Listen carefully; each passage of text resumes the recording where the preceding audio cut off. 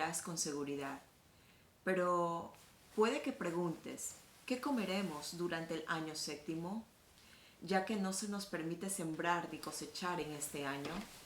Ten por seguro que yo enviaré mi bendición en el sexto año, de modo que la tierra producirá una cosecha abundante, suficiente para 3 años. Cuando siembres tus campos en el año octavo, todavía estarás comiendo de la abundante cosecha del sexto año. De hecho, aún estarás comiendo de la abundante cosecha cuando recojas la nueva cosecha en el noveno año. Por favor, repítale, póngale atención al primer versículo de este pasaje, el 18. Póngale mucha atención. Si quieres vivir con seguridad en la tierra, sigue mis decretos y obedece mis ordenanzas. Okay, hoy vamos a ver los versículos 1 y 2 del capítulo 2 de Filipenses. El título de este mensaje, Somos pertenencia de Dios. Les voy a leer, me va a ayudar con la lectura, Filipenses versículo 1 y 2 del segundo capítulo. Adelante. ¿Hay algún estímulo, consolación en pertenecer a Cristo? ¿Existe algún consuelo en su amor? ¿Tenemos en conjunto alguna comunión en el Espíritu? ¿Tienen ustedes un corazón tierno y compasivo? Entonces háganme verdaderamente feliz, poniéndose de acuerdo de todo corazón entre ustedes, amándose unos a otros y trabajando juntos con un mismo pensamiento y un mismo propósito. Es la versión de la Nueva Tradición Viviente. En este capítulo 2, pues el apóstol Pablo se dirige a la iglesia de Filipos, a la iglesia de los creyentes. En aquel tiempo, pues Filipos era una ciudad muy importante en esta región occidental de Macedonia. Pablo estaba preso, desde donde escribe, pero en su carta deja notar que tiene un afecto especial para este grupo, y lo vamos a ver más adelante, cómo se expresa hacia ellos y el amor que está. Recuerde que fue Dios quien escogió a Pablo para la plantación de esta iglesia en Filipos, porque no estaba en sus planes viajar a Filipos, pero él recibió una visión y es por eso que fue para allá, y pues de ahí viene esa ternura de él hacia este grupo, una ternura paternal, porque plantó la iglesia y también tenía una preocupación especial por los problemas de ellos, de los hermanos, de estos creyentes. El deseo de Pablo para esta iglesia era que ellos fueran nutridos. Quería criarlos, nutrirlos con el mismo evangelio. Pablo, en este lugar de Filipos, él sufrió muchas aflicciones, pero a pesar de todo, él no dejó de amarlos a este grupo de hermanos. No cambió su amor, no cambió su cuidado por ellos, no afectó en lo absoluto. Y es muy importante el capítulo primero, porque ahí vemos qué es lo que hace Pablo. Él expresa un saludo a este grupo, lo saluda, y también hay una expresión de gratitud. Abre la carta, recuerda, él está en la prisión y escribe una carta porque hay mucho afecto, mucho amor para ellos. Y es muy importante prestar atención cómo saluda Pablo a sus hermanos. Algo que pues nosotros también deberíamos tomarlo como ejemplo, ¿no? Cuando nos acercamos, cuando nos referimos de nuestros hermanos o los llamamos o cuando oramos, hay mucho que aprender. Me va a leer vamos a ir al capítulo 1, el versículo 3, para ver la forma que Pablo saluda a sus hermanos.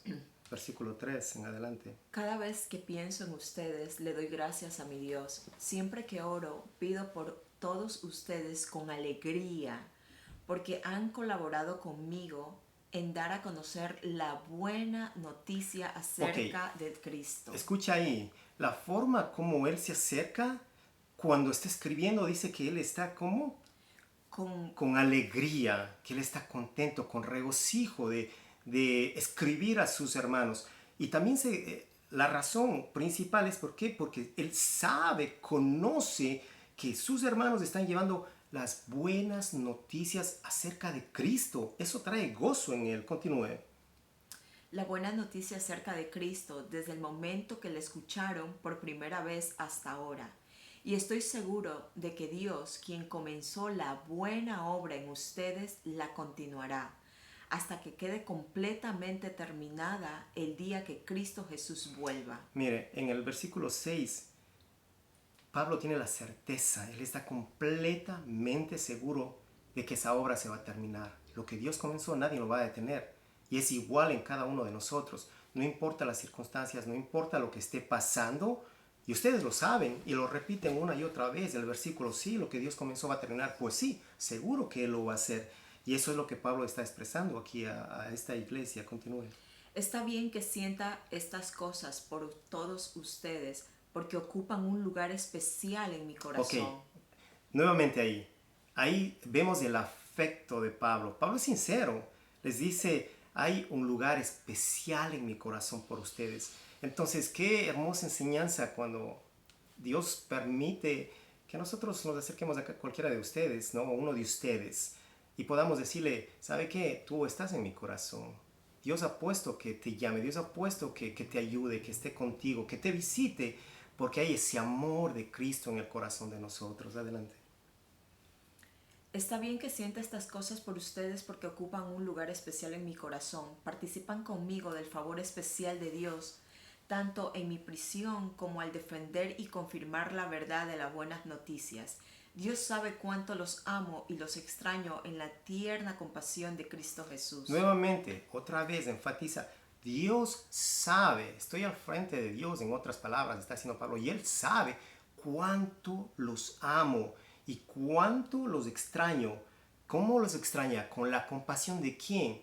Con la compasión de Cristo, lo que mencionó en el versículo primero, si hay compasión por el amor de Cristo. El amor de Cristo trae todo eso a cada uno de nosotros.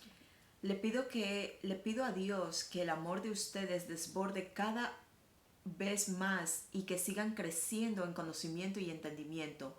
Quiero que entiendan lo que realmente importa a fin de que lleven una vida pura e intachable hasta el día que Cristo vuelva. Que estén siempre llenos del fruto de salvación, es decir, el carácter justo de Jesucristo que producen en su vida. Por esto traerá mucha gloria y alabanza a Dios.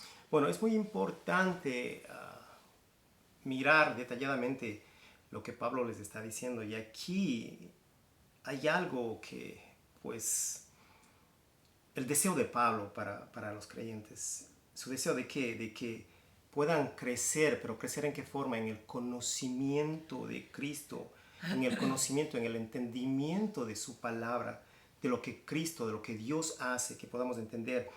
Pero algo mucho más importante, y esto usted lo va a ver una y otra vez, y es algo que si usted se va a llevar de aquí, pues se recuerde estas palabras, que él dice, viva una vida pura e intachable hasta el día que Cristo vuelva. Y esto lo menciona a través de las Escrituras, una vida limpia, una vida santa, una vida pura, una vida intachable hasta que Cristo venga. No un momento, sino que hasta que Él venga. Es algo que, pues a través de estas palabras de Pablo, deberíamos nosotros, de Cristo, ¿no? La palabra de Dios, inspirada a Pablo por el Espíritu Santo, déjeme corregir, la palabra de Dios. Que nosotros podamos aprender a través de estos pasajes, primeramente a orar conforme a las Escrituras, a clamar a Dios. ¿Para qué? Para que, como Pablo lo dice, que nuestro clamor sea que el amor se desborde en los corazones de nuestros hermanos, que el conocimiento crezca en ellos, que el entendimiento crezca, que puedan llevar una vida pura, intachable, que sea Dios a su lado, que sea el Espíritu de Dios dirigiendo su vida. Entonces, aprendemos aquí que nuestras oraciones sean conforme a la palabra de Dios, que nuestras oraciones puedan llegar hasta el trono de su gracia, pero que lleguen como un olor fragante, porque estamos basados en su palabra y no en nuestros deseos. Nuestros deseos pueden ser muy egoístas, nuestros deseos pueden ser muy egocéntricos, apartados completamente de la voluntad de Dios. Oraciones que a lo mejor no van a llegar ni hasta este tumbado. ¿Por qué? porque no están conforme a la palabra de Dios. Las oraciones que llegan a Dios son las que Él escucha porque vienen de sus hijos. Porque el Padre reconoce la voz de sus hijos. El Padre, al igual que las ovejas, conocen la voz del pastor. Así también nosotros conocemos la voz del Padre. Y por ende, como conocemos, vamos a obedecer. Y nuestras oraciones van a llegar a Él. Van a llegar hasta su trono. Juan 14, 21 dice: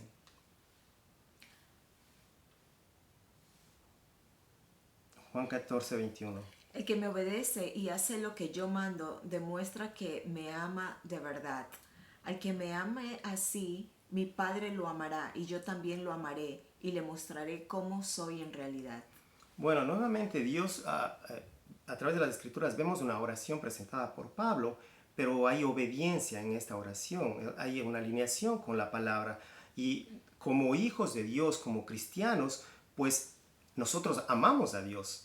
Lo amamos porque Él primero nos amó y por eso obedecemos su palabra. A cabalidad toda la palabra, no, porque pecamos, porque fallamos. Si yo le digo que yo obedezco y no hago nada malo, miento, porque todos pecamos en contra de Dios. Pero cada mañana nos arrepentimos, cada noche nos arrepentimos, venimos a su presencia y pedimos su dirección y tratamos de caminar en obediencia. Le pedimos que nos dirija, que nos ayude a caminar en obediencia, que nos ayude a poder exaltar su nombre con nuestra vida, con lo que hacemos afuera, con nuestra actitud con la gente, cómo nos desenvolvemos en medio de la crisis que hay en este momento, que nuestras acciones hablen, porque hemos adquirido esa obediencia, porque Dios lo puso, no nosotros, porque Él lo ha puesto.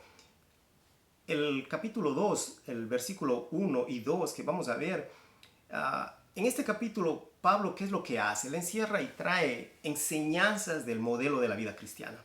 Eso es lo que Él hace y nos muestra la humillación de Cristo. En el versículo 1, vamos allá nuevamente. ¿Hay algún estímulo, consolación en pertenecer a Cristo? ¿Existe algún consuelo en su amor? ¿Tenemos en conjunto alguna comunión en el Espíritu? ¿Tienen ustedes un corazón tierno y compasivo? Ok, el primero, esta es la versión de la Nueva Traducción Viviente. Esta traducción la presenta como 4 preguntas, formula, pero en sí son preguntas que ya están contestadas en el versículo 2. Entonces, lo podemos ver no más como una pregunta, sino como un recordatorio que Pablo está trayendo para su iglesia, un autoanálisis para cada uno de ellos, en su firmeza, su fe, su amor, su comunión con el Espíritu Santo. ¿Cuáles son sus acciones? Primero dice, ¿hay algún estímulo en pertenecer a Cristo? ¿Hay algún estímulo? Otras versiones dice, en Cristo.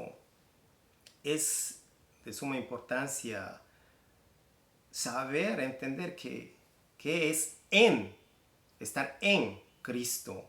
Una preposición corta, pero que abarca muchísimo. La Escritura nos muestra, nos enseña el significado de pertenencia. Cuando nosotros pertenecemos a Cristo, ¿hay consolación? ¿Tienes consolación? Amén. ¿Estás en Cristo? Pablo está diciendo. Y luego lo va a contestar él mismo en el segundo versículo. ¿Hay consolación? ¿O estás afligido? ¿O estás completamente en el piso? Bueno, si estás en Cristo, tiene que haber consolación. Tienes que buscarla, está ahí. Tienes que abrir tus ojos y mirarla. Tienes que agarrarla, está ahí. Si estás en Cristo, dice, pertenece a Cristo, pertenencia de Cristo, en Cristo. Pertenecer a alguien es ser posesión de algo, de alguien, de otro. Y también corresponder a sus mandatos, a sus leyes, a sus órdenes. Ahora, ejemplo, un niño nace y le pertenece a quién? A sus padres. Inmediatamente le ponen el apellido de su papá, de su mamá, su nombre y pertenece a sus padres. Entonces ese niño le pertenece. Igual, cuando uno se va desarrollando. Gente que entra, digamos, en la milicia le pertenece al gobierno. Hacen un juramento que le van a servir a su patria y son del gobierno. Su tiempo, su familia, su finanza, todo pertenece al gobierno y ellos están de acuerdo. Y eso lo podemos ver también incluso con los negociantes, con los gobernantes. Pertenecen a un grupo. Ahora, aquí lo importante es a quién nosotros pertenecemos. Cada cual pertenece a un grupo, pero ¿y nosotros a quién le pertenecemos? La palabra nos lleva, nos muestra en 1 de Pedro 2:9 a qué grupo le pertenecemos nosotros. Entonces, ayúdeme para que pueda, léame, 1 de Pedro 1 de Pedro capítulo 2 versículo 9. Pero ustedes son linaje escogido, real sacerdocio, nación santa, pueblo que pertenece a Dios, para que proclamen las obras maravillosas de aquel que los llamó de las tinieblas a su luz admirable. Ok, algo que dice muy claro, dice pueblo que pertenece a Dios. Ahora, desde un comienzo, Dios nos muestra esto. Recuerden, hay un pacto de Dios con Abraham en el capítulo 17 de Génesis, donde muy importante, de todas las promesas, hay algo clave que usted no puede pasarle por alto y tampoco lo podemos pasar por alto en nuestras vidas. En el 17, si me lo puede leer. Génesis 17:17. Cuando Abraham tenía 99 años, el Señor se le apareció y dijo: Yo soy el Dios Todopoderoso, vive en mi presencia y sé intachable. Así confirmaré mi pacto contigo y multiplicaré tu descendencia en gran manera. Okay. Aquí, algo muy clave que dice, vive en mi presencia y sé nuevamente, recuerden esa palabra, intachable. Que sé recto, sé santo, intachable, que no haya nada de que puedan refutar contra ti. Entonces, y más adelante lo dice en el versículo 7. Veamos la pertenencia. Yo seré tu Dios y el Dios de tus descendientes. A ti y a tu descendencia les daré en posesión perpetua toda la tierra de Canaán, donde ahora andan peregrinando, y yo seré su Dios. Es muy claro y hermoso cuando Dios dice, tú me perteneces, tú eres mío. Y Él lo aclara, yo soy su Dios. Le dice, yo seré tu Dios y el Dios de tus descendientes. También Moisés le recuerda esto al pueblo en Deuteronomio, en el capítulo 7, el versículo 6. Porque tú eres pueblo santo para el Señor, tu Dios. El Señor tu Dios te ha escogido para ser pueblo suyo de entre todos los pueblos que están sobre la faz de la tierra. Nuevamente, Dios dice, Señor tu Dios te ha escogido para ser su pueblo, el pueblo de Dios. Ok, es el pueblo de Dios, nosotros somos el pueblo de Dios, pero no olvidemos, no lo tomemos a la ligera, somos cristianos, somos hijos de Dios, sí, porque hubo un precio muy alto para que nosotros podamos decir ahora somos hijos de Dios, somos un pueblo de Dios. El precio fue alto a través del amor de Dios, a través del consuelo. También Él no solamente eso, sino perdona, tolera. Y veamos en 1 de Pedro 1:18, cuando hablamos del precio que Dios pagó por nosotros, por cada uno de nosotros. Como bien saben, ustedes fueron rescatados de la vida absurda que heredaron de sus antepasados. El precio de su rescate no se pagó con cosas perecederas como el oro o la plata, sino con la preciosa sangre de Cristo, como de un cordero sin mancha y sin defecto. El precio fue la sangre de Cristo. Efesios 1. En el amor 5. nos predestinó para ser adoptados como hijos suyos por medio de Jesucristo, según el buen propósito de su voluntad. Por su voluntad y por su Hijo amado Cristo Jesús nos predestinó. Y en 1 de Corintios 6:19. Ustedes no son sus propios dueños. Escuche eso. Nuevamente, 1 de Corintios 6:19. Ustedes no son sus propios dueños. Fueron comprados por un precio. Por tanto, honren con su cuerpo a Dios. Es claro, podemos entender lo que quiere decir en Cristo, pertenecer a Cristo. Una y otra vez en las Escrituras lo vamos a ver. Ahora, cuando nosotros pertenecemos a Cristo, enseguida todo va a encajar, va a haber el consuelo, porque si estamos en Cristo, tenemos su amor. Si estamos en Cristo, somos consolados. Si estamos en Él, nuestro corazón ha sido renovado. Hay un corazón nuevo en cada uno de nosotros. Y esto nos va a ayudar. Nos va a ayudar y llevar a caminar en obediencia, a tratar de vivir en obediencia. Al entender el concepto de pertenencia, de estar seguros que somos de Cristo, Pablo en el versículo 2 nos muestra la contestación a esto. Si hay consuelo, estás en Cristo, hay amor en ti, entonces dice, entonces háganme verdaderamente feliz, poniéndose de acuerdo de todo corazón entre ustedes. Clave aquí, amándose unos a otros y trabajando juntos con un mismo pensamiento y un mismo propósito. Léame de nuevo esta, por favor. Esta es la respuesta al primer versículo que vimos.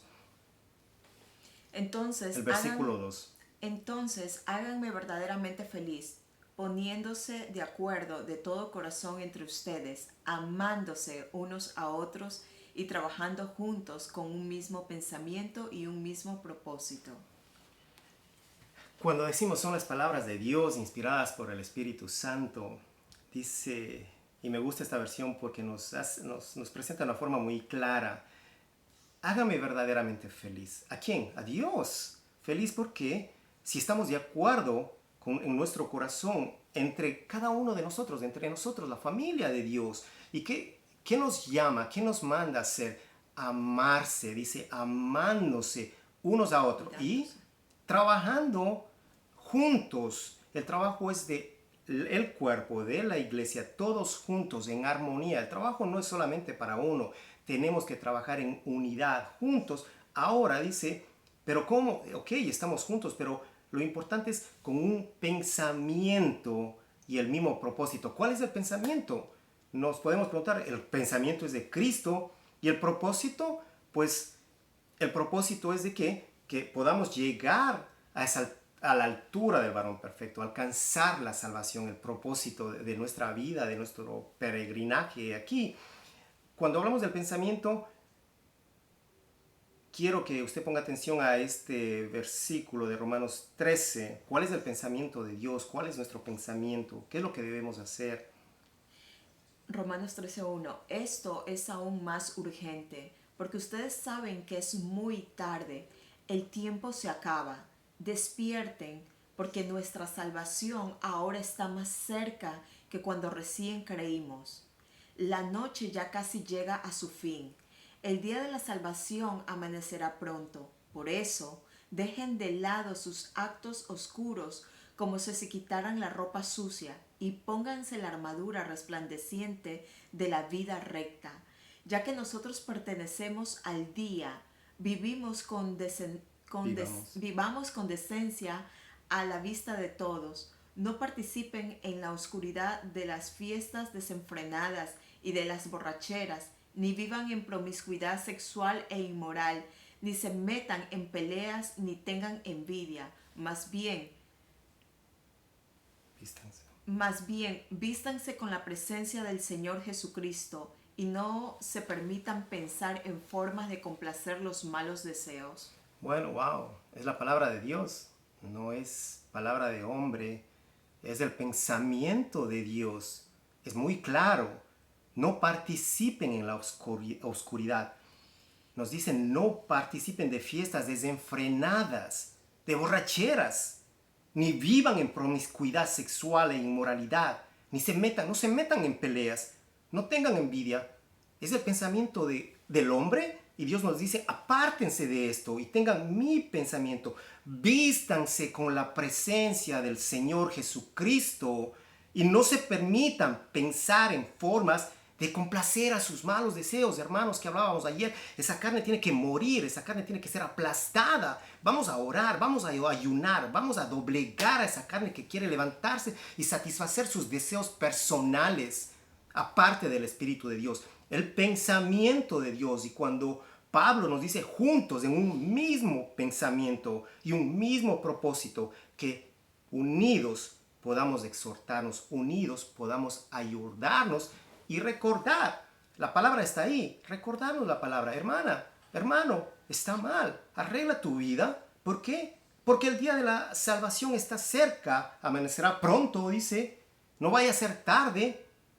Nadie sabe el momento, el lugar, la hora, pero necesitamos estar listos, dice, con la armadura resplandeciente de la vida recta. Les repito eso, cómo debemos estar cada uno de nosotros resplandecientes, con la armadura, resplandecientes de la vida recta, con la armadura de Dios, con esa armadura que nos va a proteger, que nos va a cubrir, porque su palabra va a estar en nuestras manos siempre, va a estar en nuestro corazón, en nuestra mente, muy, muy importante. Y para concluir, también quiero compartir, en este mismo capítulo 2, el versículo 3, dice, escuche, antes de concluir, No sean egoístas, no traten de impresionar a nadie, sean humildes, es decir, considerando a los demás como mejores que ustedes. No se ocupen solo de sus propios intereses, sino también procuren interesarse en los demás. Tengan la misma actitud que tuvo Cristo Jesús. ok, nosotros vamos cerrando. Vemos preguntas que la plantean en esta traducción. Luego vemos la respuesta, pero a la final es, ¿qué es lo que no debemos hacer, no? De que no seamos egoístas. Nuevamente, Pablo está recordando, es una iglesia firme en Dios, pero necesitamos ser recordados y cada uno de nosotros necesitamos escuchar la palabra. Usted me tiene que recordar, yo le tengo que recordar a usted, todos, de que no sea egoísta, no trate de impresionar a nadie. Aquí no se trata de impresionar a nadie, hermano. Nosotros hoy íbamos a estar en Facebook Live, los amigos de aquí y allá, y Dios dijo, no va. Es el plan de Él. No estamos para impresionar, estamos para escuchar su palabra, para llevar su palabra. ¿Acaso podemos impresionarle a un adicto de drogas, a una prostituta que está en la calle, a un homeless? ¿Podemos impresionarlo? ¿Podemos traerle una prédica bien estructurada? ¿Acaso eso les va a impresionar a ellos? ¿Les va a llamar la atención el contexto literario, el contexto histórico? Si ni saben lo que es la literatura, ¿eso les va a impresionar? El sermón, en dónde te graduaste, cuáles son tus estudios, a qué perteneces, a qué asociación perteneces. ¿Es eso lo que les va a impresionar a ellos? ¿Es eso lo que les va a traer a la salvación? Entonces Dios hace como Él quiere. Hay momentos en que nosotros tenemos que decir, ok, está bien, Señor, predica tu palabra como está. Sí, Señor, voy a predicar, arrepiéntanse, el reino de los cielos está cerca. Fue su predicación y lo dices una sí y hasta que venga lo seguiría diciendo. Lo dijeron sus apóstoles. Todos los profetas los mataron por hablar esa palabra. ¿Y cuál es nuestro deber ante esto? Actuar conforme a la voluntad de Cristo. No tratar de impresionar. ¿A quién vamos a impresionar, hermanos? Al que deberíamos tratar de impresionar es a Dios con nuestra humildad, impresionarlo a Él con nuestro amor, con nuestra actitud, con nuestra dedicación a Él. ¿Es Él la prioridad en nuestras vidas? Como les decía, es necesario de que haya un autoanálisis en cada uno de nosotros.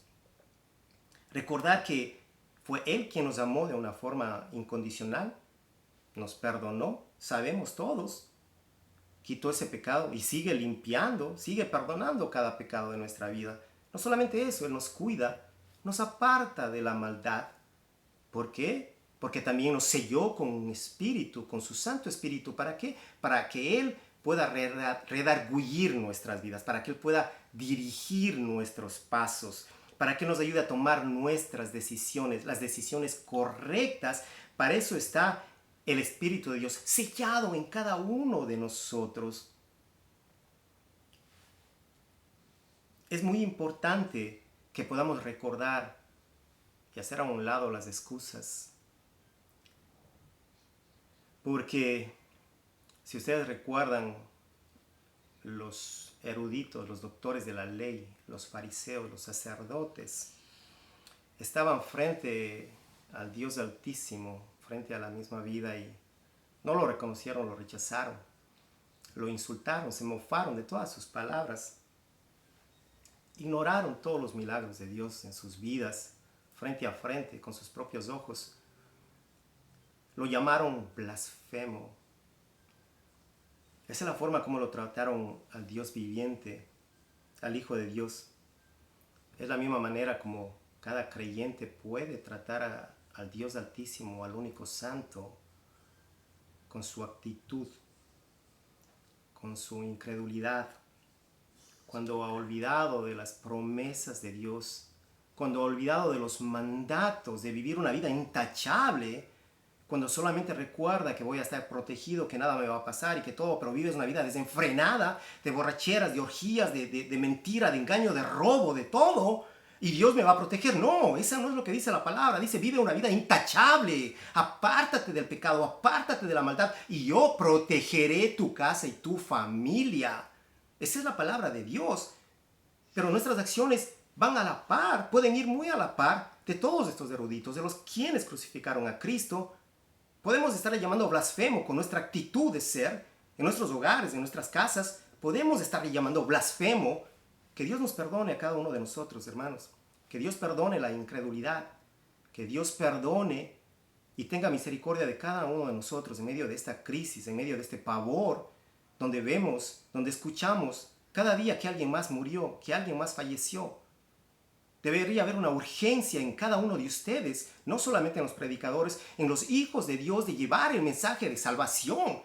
Que hay una esperanza, que al borde de la muerte puedan reconocer que Dios es el Salvador de sus almas y que tendrán un gozo eterno en la eternidad, en su gloria, glorificando su nombre, alabándole al Dios Altísimo. Ese es el mensaje que tú le estás llevando cada día a tus hermanos en Colombia, en Ecuador, en El Salvador, en Santo Domingo, en Puerto Rico, en todas las naciones, en Europa, en España. ¿Ese es el mensaje que estamos llevando?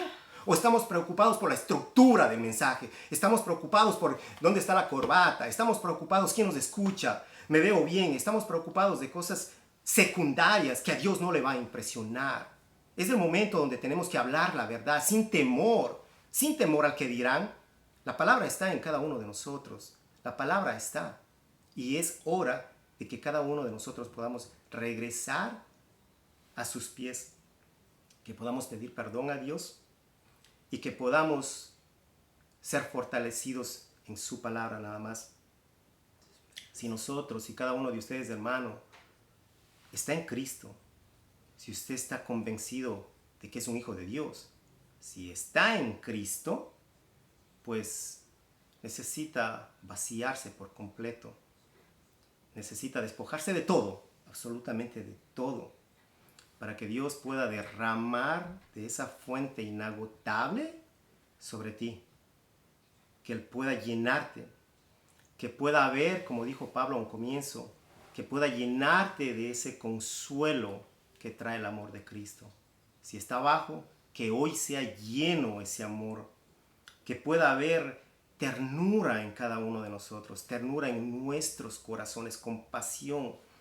Que haya ese amor, que Dios ponga ese deseo de que podamos trabajar juntos como una familia, como la familia de Dios, con un mismo pensamiento y con un mismo propósito, con el pensamiento de Dios y con el propósito de Dios. Que Dios bendiga sus vidas, hermanos. Vamos a orar.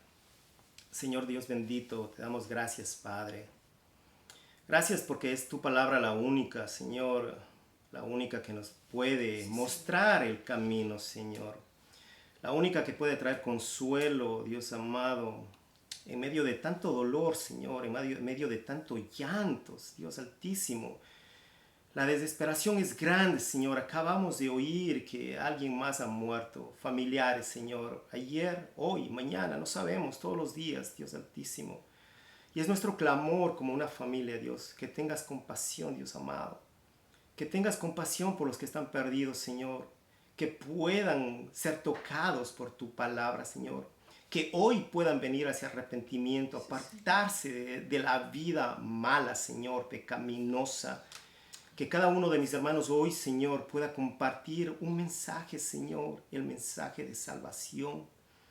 Que no necesita ser un erudito, que no necesita ser un estudioso ni un conocedor. Necesita solamente abrir las Escrituras y compartir tu palabra, Señor.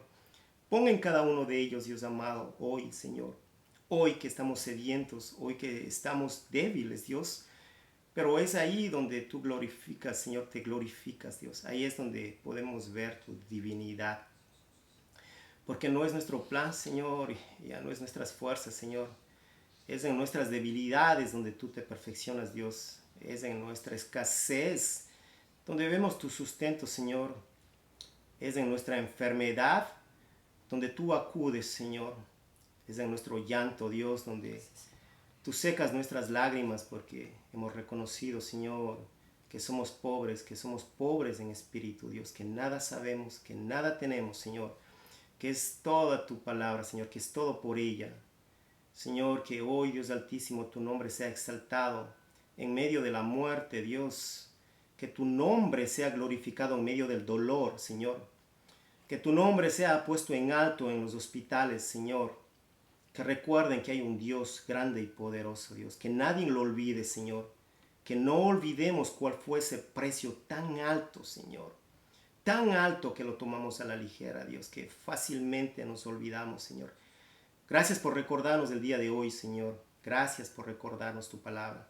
Y te pedimos consolación, Padre, para los que están lejos, Dios, para los familiares.